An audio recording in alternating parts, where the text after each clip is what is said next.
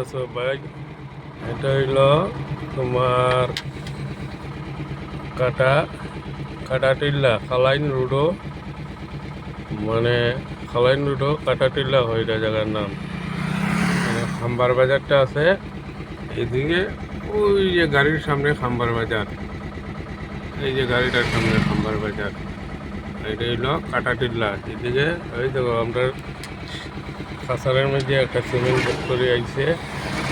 হ্যাঁ, এই সাইডে আশেপাশে আছে জলাগ্রাম, মানে